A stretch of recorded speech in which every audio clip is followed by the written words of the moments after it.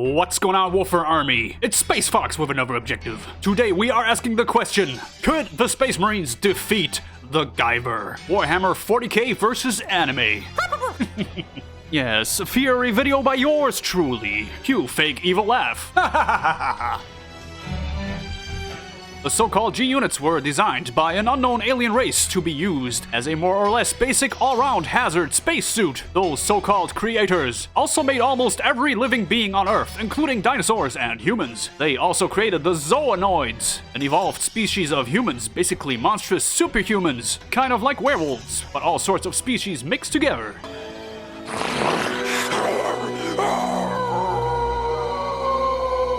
That sounds ridiculous. But this video is about the Guyver and not the Zoonoids, who, to be fair, can be on a whole different power level by themselves. Anyway, the G-unit, if bonded with a human, becomes the Guyver, which in alien language roughly translates to out of control.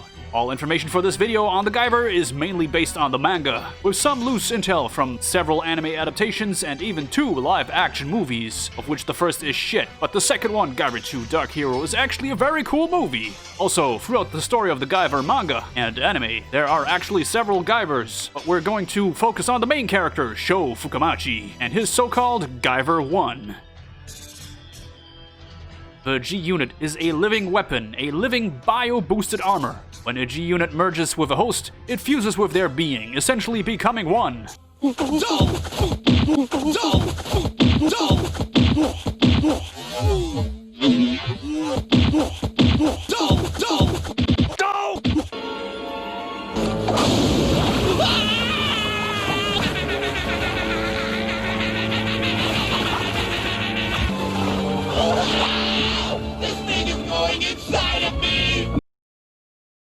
Augmenting the host on both a genetic and cellular level. In the case of humans, the armor is then called the Guyver. What?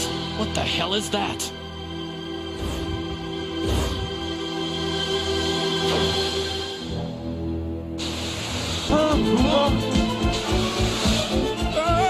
Greatly boosting strength, speed, stamina, endurance, and reflexes. The potency of these boosts vary, however, depending on the host species. Although the host's bones and muscles are not replaced, they are bio-boosted by this merger, increasing their cellular growth of muscle and bone to peak levels, infusing them with energy, and thus grants the host great power. The physical alterations, like the replaced heart and lungs, provide for far greater blood flow, super oxygenated blood, and super efficient metabolism, allowing the Guyver to survive almost any kind of hazardous area. This does sound a lot like becoming a Space Marine to me so far. Aside from these basic boosts, there are also many special integrated weapons attached to the Guyver.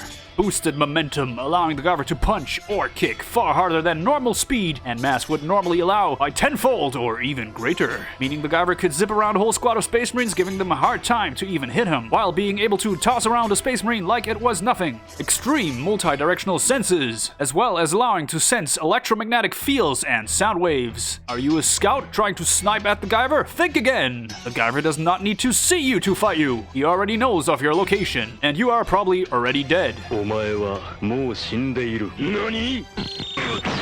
Complete shielding and protection of the mind, including against mind control and psychic mind attacks. There goes the usefulness of Psychers. Yay! The Head Beam, an extremely accurate multi-directional infrared laser, not really that much more powerful than an Imperial flashlight, but it can function by itself autonomously, like for shooting down incoming projectiles the size of bullets. So the Guyver doesn't even need to actively do anything to protect himself. Yeah, great. Extendable high-frequency blades, which vibrate at extreme speeds, enabling them to cut through most matter. Combined with the Guyver's agility, the blade can be used with such accuracy and speed that they are even able to deflect bullets. These blades would most likely be able to pierce any armor in 40k. They are not unbreakable though. I can imagine a couple of direct clashes with a power fist would shatter the blade. Gravity control, because of course! As an offensive projectile gravity ball or personal space control to practically enable flight. So if the Guyver doesn't like a melee opponent, he'll simply fly away. The Sonic Buster, which can shoot blasts of destructive sound waves, able to literally disintegrate its target into a cloud of particles. Like if the Guyver has trouble getting through armor, he can just disintegrate it if necessary. The Mega Smasher, aka the Guyver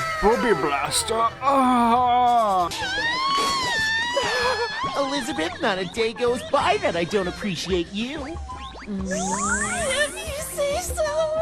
An extremely powerful particle beam weapon, able to blast through a friggin' mountain and vaporize an entire battalion of Imperial Guardsmen and their tanks. Well, talk about anime bullshit. At least it has high charge up and cooldown. And of course, extreme regeneration, able to regenerate the entire host and armor from just a simple cell as long as the so-called control metal is functional. This makes the Guyver very hard to actually kill. The regeneration is not instantaneous though, and requires a short amount of time to replace whole body parts. This means if you can get some good hits on the Guyver, you can essentially create an opening for more damage.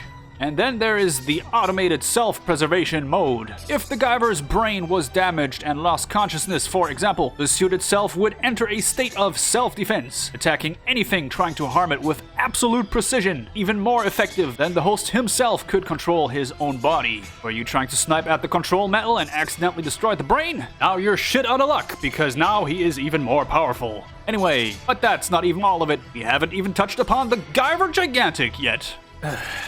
Basically, Guyver Gigantic is another bio-boosted armor on top of a Guyver. Yes, that's pretty sick. It is twice the size of a Guyver and has all the abilities and stat boosts of the Guyver amped up by a multiplier of about 20, and now comes equipped with a protective omnidirectional force field, able to block most, if not any, incoming projectiles a Space Marines can throw at him. Well, that's already a very overpowered adversary, but it's not even the end of it.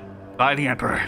Enter Guyver Gigantic Exceed, the true form of Guyver Gigantic, increasing its size to that of a friggin' Imperator Titan, larger than 50 meters. Of course! And also in this form, the Guyver can now create and dissipate a mini black hole. Of course! What the frick is this? Power Rangers? Rita Repulsa at it again. And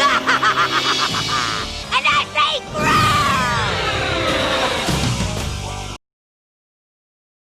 As powerful as it is, the Guyver isn't invincible. The bio-boosted armor is most likely comparable to Necron Living Metal, or the hardest form of Tyranid Chitin, maybe somewhat weaker in structure. Las cannons and even bolters would probably deal some damage. Power weapons can lightly deal damage as well. Melta or corrosion weapons, however, can melt away parts of the armor, including its high-frequency blades, as seen by creatures called Enzyme in the manga and anime, whose body fluids were able to melt the Guyver completely down to its control metal. Similar to Alien Blood from the Alien franchise, I would imagine. The main problem, however, is regeneration. It may not be instantaneous, but the Guyver is absolutely capable of escape until fully recovered. Then there's the before-mentioned control metal, located on the Guyver's forehead. Basically, the core of the Guyver. If it were destroyed, the remaining Guyver would dissolve into a fleshy pulp. The control metal is also somewhat fragile. In the manga and anime, an unmerged G-unit was cracked by a simple frag grenade. Then later, after forming a Guyver, a cracked control metal was punched by another Guyver, causing it to break and permanently kill its host. Therefore, a clean power fist to the head could possibly do the job. Let's call in the Angry Marines. They will love punching some Guyver. The issue here, however, is the fact that the Guyver would protect the control metal by any means. The automatic head beam will prioritize protection of the control metal as well. And then there is, of course, the issue of hitting it in the first place, considering a Guyver's speed and agility. And not to forget, when cornered, the Guyver will simply unleash Guyver Gigantic, whose multiplied stats and new force field ability are just way too much to handle. And then, if Guyver Gigantic is somehow pushed to its limit, there is still Guyver Gigantic Exceed, who, as I already told you, is the size of an Imperator Titan, while maintaining proportional speed and agility to its size. God damn it! That's some logical heresy. Even if an Imperator Titan were able to damage Guyver Gigantic Exceed, and yes, we are talking Imperator Titan, it would simply be impossible to hit it, let alone survive its attacks and friggin' black hole. Well, sadly, not even that will work. The Guyver can simply survive in space. I guess the situation is out of control. Well, that's great. That's just fucking great, man. Now what the fuck are we supposed to do? We're some real pretty shit now, man. You finished?